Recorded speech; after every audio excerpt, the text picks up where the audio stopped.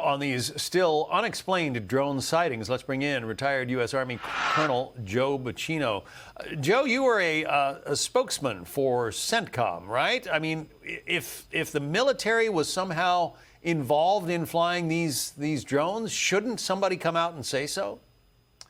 Somebody should say so. I think right now what you're seeing coming out of the Department of Defense is just not believable. There's two statements coming out of the Pentagon. One, we have no idea what these things are, and two, these things are not a threat. Okay, those two statements are in conflict with one another. If you know they're not a threat, then you know what they are. Right, and you know, in these days when the Ukrainians and others have honed the ability to arm drones, to use high explosives on drones, the fact that these things are just flying willy-nilly around military bases in this country is not very comforting. No, it's not. And if you think about, John, U.S. Northern Command, they're based in Colorado. This is the American command responsible for securing American airspace. They have AI-based intercept.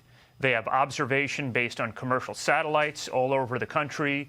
They have a $12 billion air defense system over the country. I just don't believe that they don't know what's flying for weeks and weeks over American airspace, over residential areas, over the Picatinny Arsenal, which is an American military research lab in New Jersey. Yeah, it was disturbing enough when that Chinese spy balloon was, floating over our country for a week or so.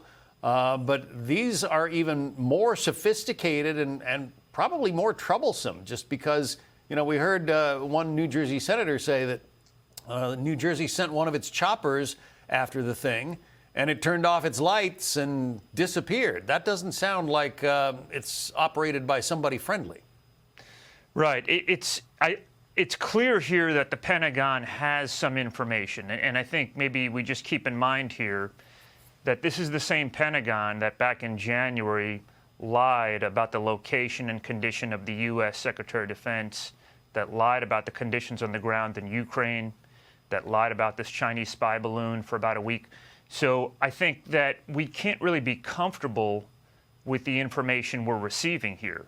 I think, in my mind, it is unlikely that this is coming from overseas. I think given the size of these drones and given the likelihood that these are piloted by line of sight, it may be piloted from the water, but I don't think this is coming from hundreds of miles away. I just don't think drones of this size could come from hundreds of miles away, because it's probably also powered by lithium batteries. I think this is coming somewhere close to the New Jersey, somewhere close to the coast. The governor of New York has taken notice. This all started with ordinary citizens getting a little upset at what they were seeing, but now the governor has taken notice. Kathy Hochul put out a statement saying, "This has gone too far. I'm calling on Congress to pass the Counter-UAS Authority Security, Safety, and Reauthorization Act." This bill would reform legal authorities to counter UAS and strengthen the FAA's oversight of drones, and would extend counter UAS activities to select state and local law enforcement agencies. The Biden administration must step in by directing additional federal law enforcement to New York and the surrounding region to ensure the safety of our critical infrastructure and our people. It's kind of interesting when, the governor of one of the most largest, most populous states in the country is kind of prodding the Biden administration to get involved here.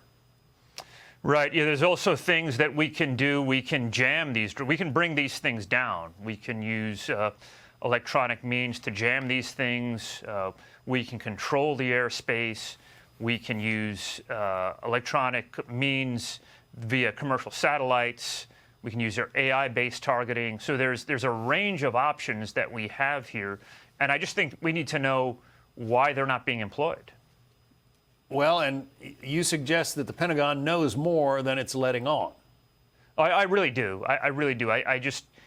It's not believable that we have no idea. That doesn't, given everything we have flying, everything that we have up in the air in terms of, commercial satellites, observation platforms, our own aircraft, our own radar detection, it's just not believable that we don't know. It's not, and this Pentagon has demonstrated that it is not to be believed on really critical issues.